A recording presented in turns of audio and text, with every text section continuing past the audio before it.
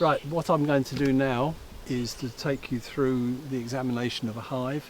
This is a WBC hive. Externally it looks quite different to the hive type we're recommending. Internally it's actually quite similar. So again, we have the roof, and I'll put that over there out of the way. And it's important that you think about where you put things, otherwise you are going to trip over them. So these are so-called lifts, which are, let's just stack one on top of each other, and I need to take 2 or 3 of those off. These are bits and pieces I don't need to worry about at the moment. And now we're starting to see the hive. So one more of those. No, another one. Right. So now what you're looking at basically is the same as a national hive, except that it takes one less frame. The national frame is square, and as you can possibly see, this is not. This is slightly oblong. Right, but other than that it's the same. So we've got the roof, we've got super, there's queen excluder in here, and we've got the brood box, and that is a 14 by 12 brood box. Because this is a WBC, and because these lifts take the weather, it means that you can use things like ply, which really wouldn't be suitable on a normal national hive. Right, so a little puff of smoke at the entrance to tell them we're coming, and then we can start to look inside. Separating boxes. When you open a box, you start on a corner and lift. What often happens is that a bee pokes its nose out. If you put it down and then do another corner, you've trapped the bee. So having lifted the corner, keep it open, lift another one, keep it open, and lift it up. There are very few bees in this super. This is not a strong colony. What I'm going to do is put it there so that they can get out of the way.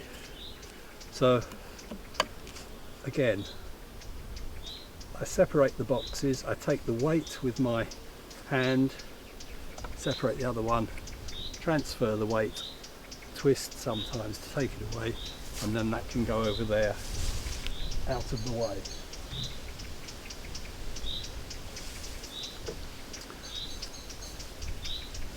There's a little bit of action in this super.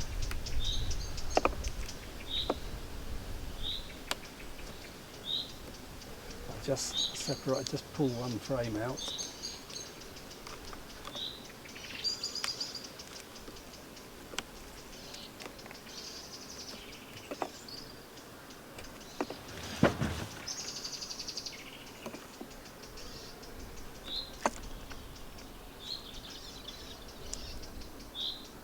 Cool.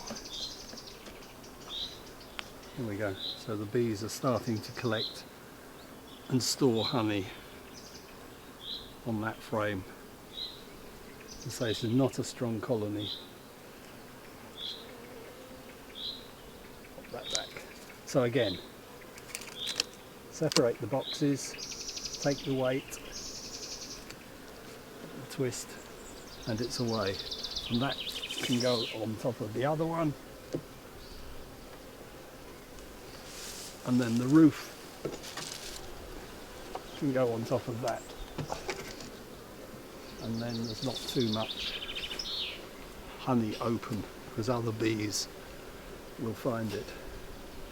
So now we have the brood box with the queen excluder above it. And it's exactly the same for the queen excluder. Separate it, keep it open, and remove the queen excluder.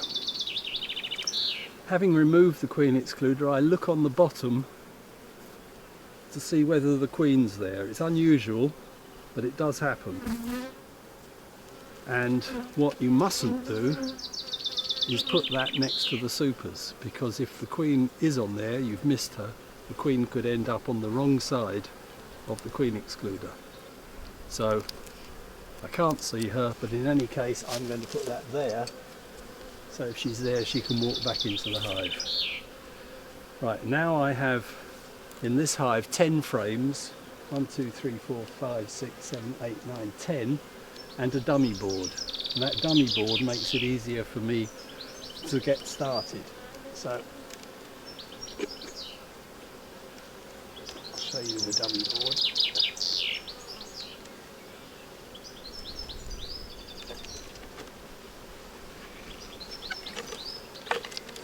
So that is just, it's exactly the same size as a frame, but it's just an movable end wall, as it were.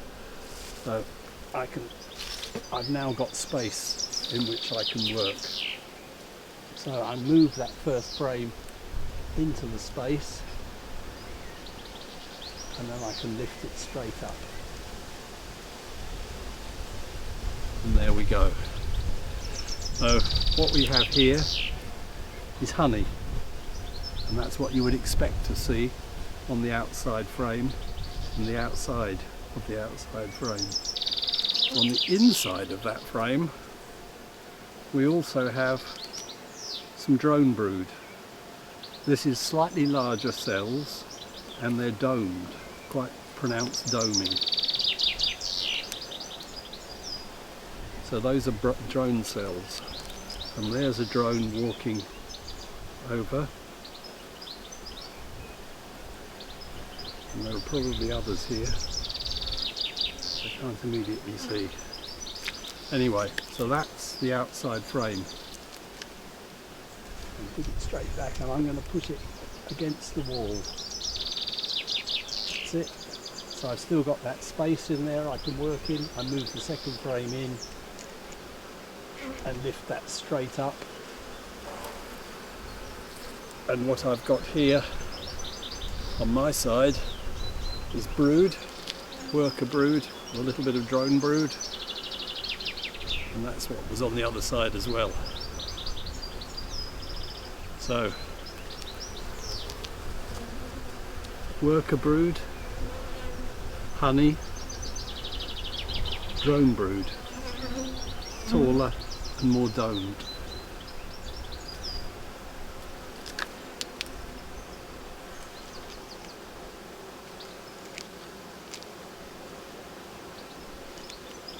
That frame in.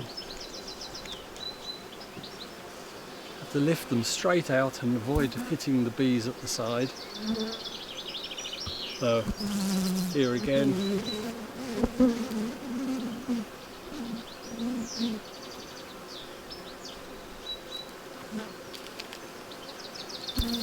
There's honey at the top. There's a patch of worker brood there.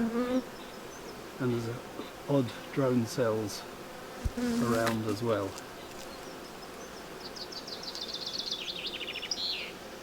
As I put each frame back, I'm keeping them tight to the I'm just going to, a little bit of smoke, get their heads down again.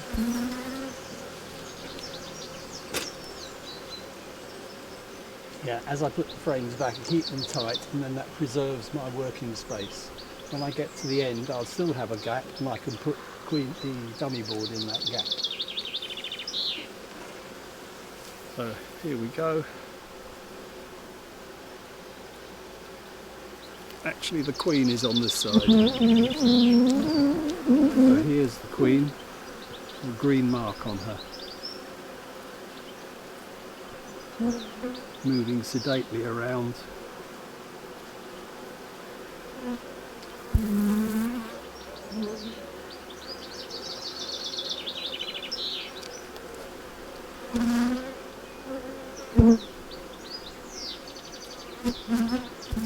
Okay, so she's looking for cells to lay eggs in.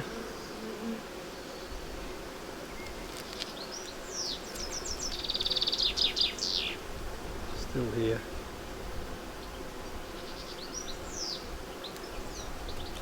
And as I know where she is, I'll carefully put that frame back and put it hard against there. So we've seen the queen, everything looks okay, we've seen healthy brood. Again, lift the next frame out. We have a mixture of worker brood, a little bit of drone brood at the bottom, honey at the top.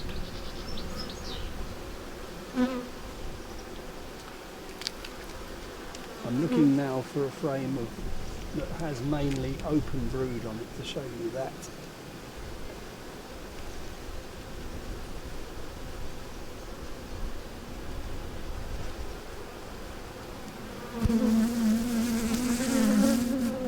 There is some on here. Sometimes the bees on a frame make it difficult to see what's going on, so I shall shake them off.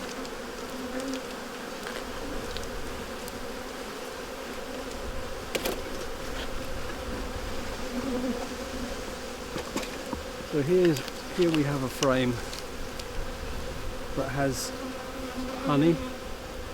There's some pollen, see the yellow pollen over the brood. Then we have sealed brood, and also I think you might be able to see some unsealed brood down in there as well.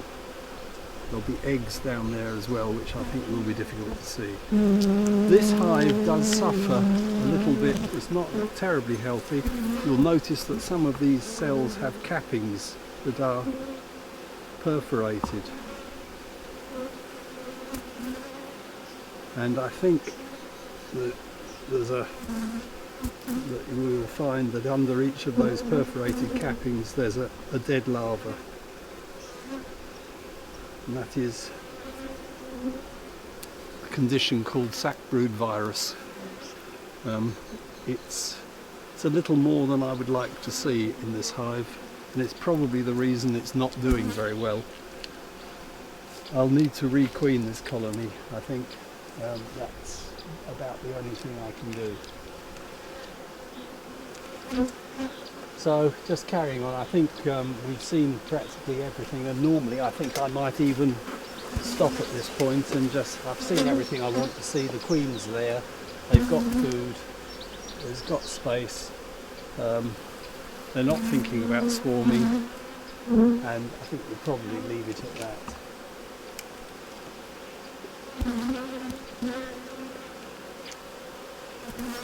So there's still brood.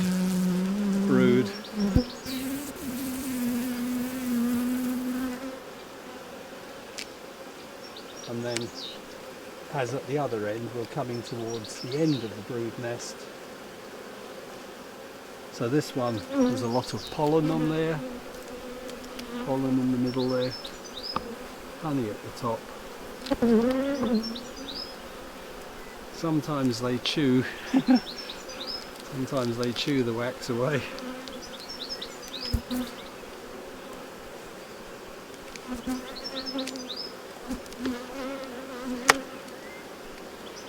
And then the outside frame, honey and honey.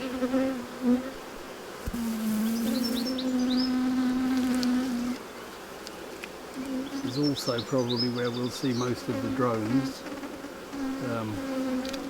So let me point out drones again. So there's a drone, there's a drone. The eyes are bigger and sort of, and the abdomen is bulkier. Not too many actually.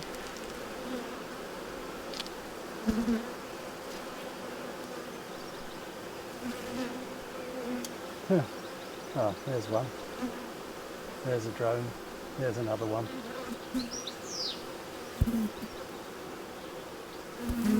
So those are the male bees. There's a drone.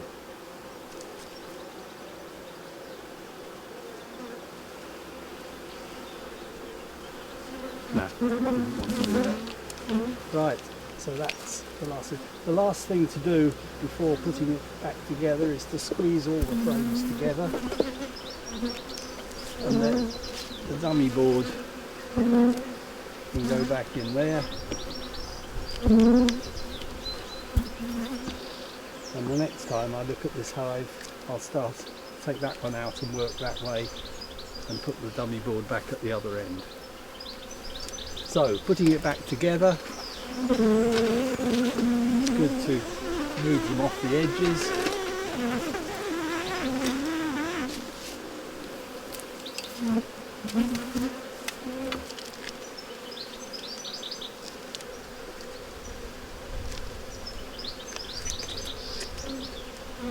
Square.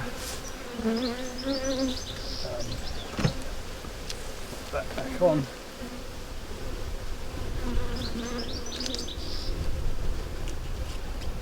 Make sure everything's lined up. And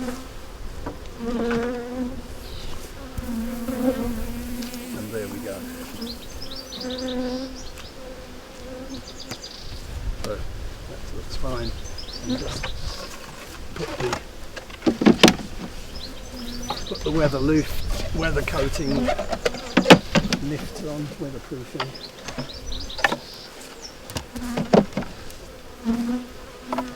The other thing is it provides extra insulation, keeps them a bit cooler in the summer, a bit warmer in the winter. And there's always places to put things down. Lid on the top, and we're done. Records. Write up your records.